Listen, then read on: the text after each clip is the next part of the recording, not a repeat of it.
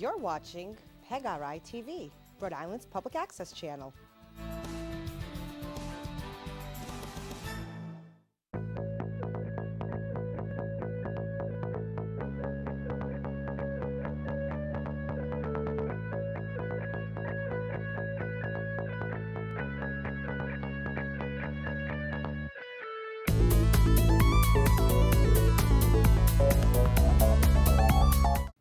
Hi, thank you for tuning in today. My name is Casci-Palangio, and I'm the Rhode Island Program Manager for the Cybercrime Support Network.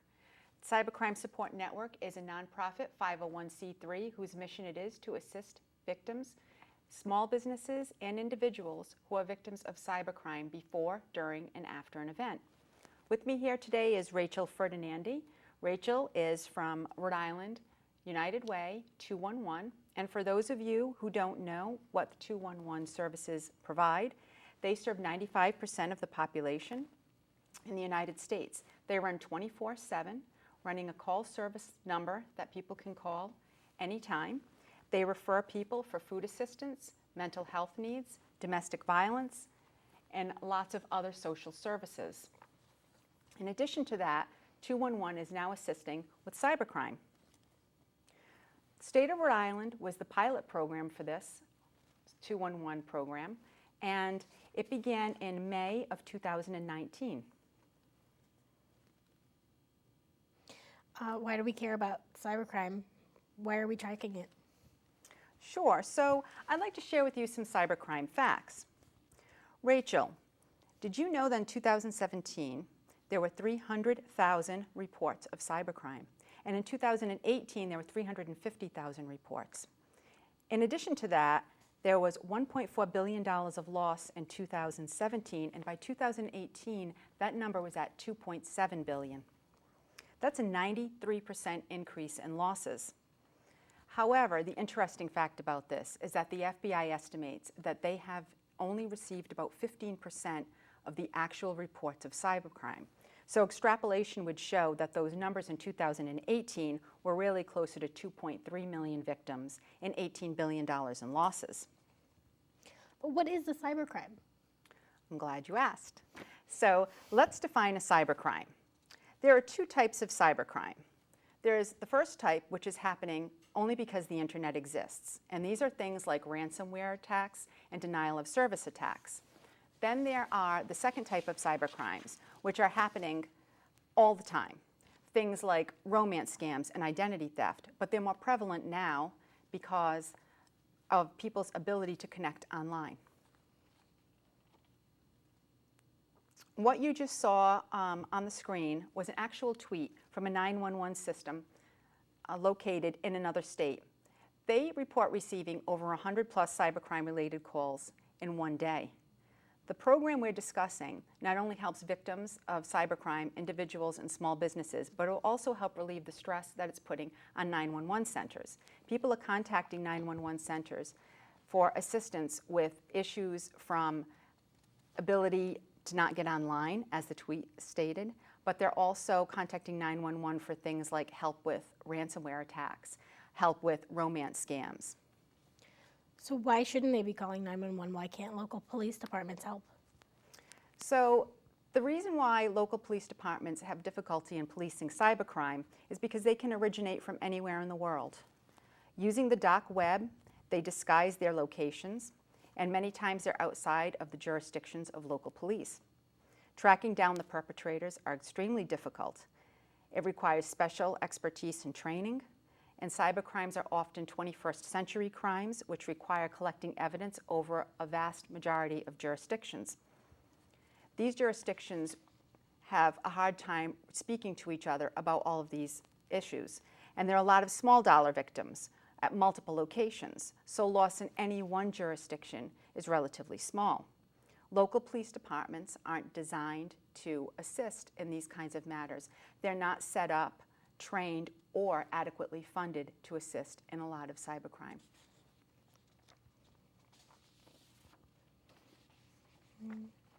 So where do you go to get help for cybercrimes? So the slide that's up before you now is something that we refer to as our hotline issue. As you can see, there are many great hotlines available. Many agencies that are working to help people who are victims of different types of cybercrime.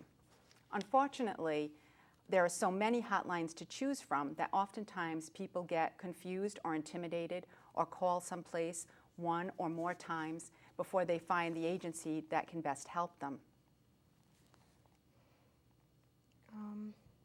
So, Rachel, let's talk about some of the great services that 211 provides to people when they call in for assistance. So 211 helps a lot of people with a lot of really challenging issues. 211 can help people find food assistance, shelter, mental health needs, domestic violence issues, and many other services. We have phone, text, and chat capabilities, so anybody can text in or call in or go online with whatever their preference is. So I understand when a person calls 211 now, they would be connected to you as the call specialist at 211. And I understand that one of the first things that you'll ask the person is if they would like to fill out an IC3 report. And this IC3 report, you'll take them through the process of filling it out. And it's something that you'll immediately submit after filling it out, and it goes right to the FBI. None of the information is kept there at 211. It gets sent to FBI and it is accessible for law enforcement. And then you work them through the type of crime that they've been victimized by, the type of resources that are available to them, and reinforcing perhaps their cell phone or their computer, or reinforcing their identity if their identity has been stolen. Do you want to speak a little bit more detail about what happens when a call comes in? Sure. So when I get a call, the first thing I do is the IC3. I help them report it to the FBI, and if they'll let me, I also send their information over to the state police. So if the state police are able to open an investigation, they will. Is that report something that is required in order to get assistance at 211? Of course not. If you don't want to report anything, I can't make you report anything. But I can help you recover if you'd rather just try and recover on your own. I can help you get your credit report. I can help you place a fraud alert with the bureaus, and I can also help you find that assistance that maybe you've lost money, so you're unable to make your rent or you're unable to buy food. I can help you find resources to help you with that. So after you assist them in finding that agency that can help them with their issue and then offering them assistance in recovering, you then add the additional services of 211. So if someone, for example, has wired out a large sum of money that month, or maybe it's not a large sum, but it's a large sum for them, and they're having difficulty purchasing food or making rent, or paying their electric bill. Those are some of the assistance references you'll be able to help them with? Absolutely. So Rachel said something very important when she talked about that IC3 report. It is something that is not required. It is not required for assistance. There is no charge to any of these services when you call 211. But I'd like to speak a little bit about the importance of reporting. The importance of reporting, we can look back to the 1990s, for example, with domestic violence, when the Domestic Violence Act against women was passed. And originally when that was passed, $27 million was allocated to support domestic violence victims. And in just 6 years, that funding reached over $400 million. And part of the reason for that funding increase was because victims were actually being counted. So one of the important things about filling out that report is that we're counting those victims, and we're able to share that information with policymakers so that they can put more funds into helping to make victims of cybercrime whole. In addition to that, reporting to law enforcement helps alert them to scams across the state of Rhode Island and eventually across the country. Wow.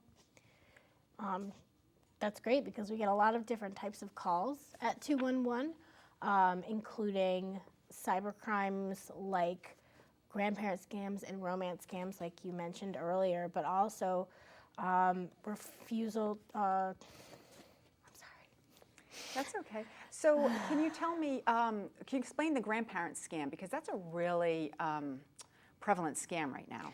Yeah, the grandparent scam is when a person gets a call or a text or an email from somebody claiming to be their grandchild or another relative, saying, hey, grandma, I just got arrested. I need you to mail me $10,000 to this address. Please don't tell mom. I'm very scared. I need it right now. And a lot of people, especially elder people, will believe that this imposter is their actual grandchild, and they will send this money. Often it's cash, or it's gift cards, or it's another untraceable type of money.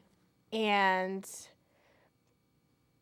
these people won't be able to call their grandchildren, or they won't think to call their grandchildren until after this money has been sent, and then they will be out that money.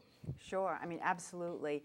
These people who commit these scams, they have a tendency to call at strange hours, contact people in the middle of the night, so you might not be thinking that voice isn't your grandson. Or they may pick up some information off of your social media page and know key names of members of your family and throw that in there, so it really throws people off. Mm-hmm.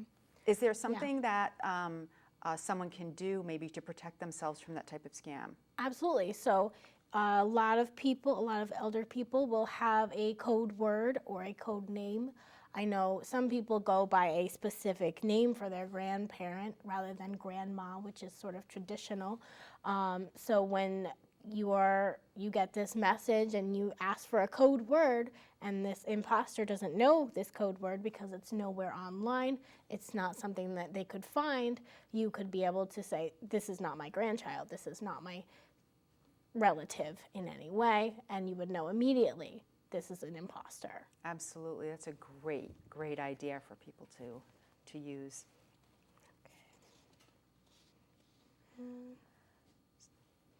So a lot of people don't like to make these phone calls. They don't like talking on the phone, or maybe they're a little bit ashamed. Is there somewhere else that they can go to get similar resources?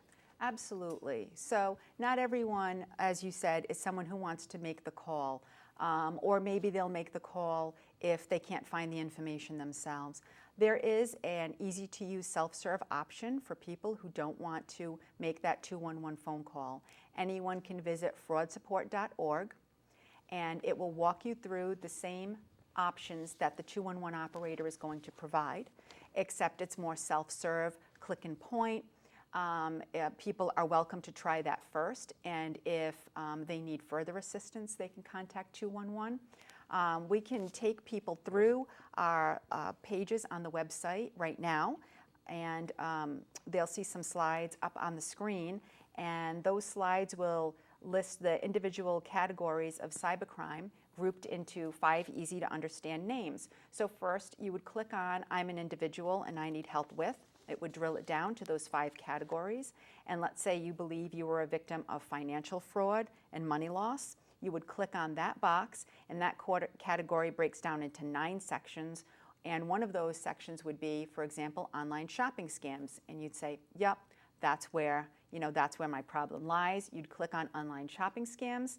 And when the victim clicks on that, they are taken to a page with immediate steps that they can follow to rectify the situation. And then further down the page, options for recovery and reporting with those hyperlinks to things like the IC3 report or the agency that best matches that crime. And just to note too, I know we're talking a lot about individuals, but this information is also available to small and medium-sized businesses. And the same thing happens on the website. They can click, I'm a business and I need help with, and the same process happens of the drill down and then sending them the information that they need. Do you need to be in Rhode Island to use this website? You do not. So the website is live throughout the country for anyone who needs information. In Rhode Island, we have the added benefit of also having the 211 call number. We are going to other states right now. So the states that we're working in right now are a number of counties in Florida, a number of counties in Michigan. We're working in New Jersey. We're working in North Carolina, Mississippi, to name a few. We plan to be live with 211 as the call number in 3 years. And we're hoping also that at that time when we go live, we'll be gathering more and more of that IC3 reporting data, more data that we're able to share with law enforcement, more data that we're able to share with policymakers. And in addition to that, we'll be able to pass this information on, this possible threat information, in real time. So we envision a day where in the whole United States, perhaps 1,000 people are handing in the same scam information and informing law enforcement real time. Wow. Before we close out, Rachel, how about a few tips for people on how to protect themselves? Yeah, absolutely. So like the grandparent scam with a code word, that could be very helpful for many different types of imposter scams. But there's also, if you were to receive a scam email, all you would need to do most of the time is to hover over the email address or the URL that this email is asking you to go to, and you can usually see that the URL that they send you to isn't what it looks like. So if you see that, it's pretty obvious that something's a scam. There's also, with robocalls, they're very prevalent right now. A lot of people get many robocalls every day, every week. What I advise most people to do is to screen their calls. Do not pick up the phone if you do not know who is calling you. Most people have caller ID nowadays. So if it doesn't say a name of a person that you recognize, or if it is not a number that you recognize, don't pick it up. If you don't have caller ID, I recommend that you tell your family and friends that you're going to let them leave a message and you'll call them right back, because it's not worth it if you pick up the phone. They very often recognize that your phone number is active, and they will target your number and they will sell your number to other scammers. And then you'll just get more phone calls. Exactly. So you're best just not to pick it up and let them think that it doesn't connect to anybody. Exactly. Great. And when you say hover over, so if someone receives an email from, maybe their bank, maybe they received something from Citizens Bank, or maybe they received something from American Express, you mean to take that mouse and Yep. don't click on it, Yep. but hover over that address, and, Yes. and up will pop the information. And if it is not American Express, it's going to have a different. Yes. An example could be you take your cursor over what looks like an American Express URL, or email address, but it might be americanexpress@gmail.com, which is not an American Express email. Right. Great information. In addition to that, we also have on that fraud support website, and we'll put it up on the screen for people, some simple protection things for going online. And the important thing for people to remember is that they're not alone. We've all clicked on something accidentally. We're moving too fast. We've shared something on social media that we didn't know was a scam. It happens to everybody, and no one should be embarrassed to call or visit the website. You can visit the website and call 211 even if you're not a victim, you just want more information, or can they also just call just to report a scam even if they didn't fall victim to the scam? Absolutely. I'm happy to report to the IC3 or the police any scams that you are aware of. If you just want to call and ask for advice, you're welcome to call. I will take any calls from anybody who would like to speak to me. Right, that's great. I mean, the more we report these things, the more that the police are alerted to them, and the more it's going to help the next person and thwart that criminal from having great success in scamming people. So as we talked about, we have our fraudsupport.org website. People can also like us on Facebook and Twitter and follow us and receive information, up-to-date information on cybercrimes, the latest scams, receive alerts. And in addition to that, I wanted to say that Rachel and I will be back again next month, where we're hoping to visit the topic of online shopping scams and how you can protect yourself and what to do if you fall victim. Just in time for Christmas. Thanks, Rachel. Thank you.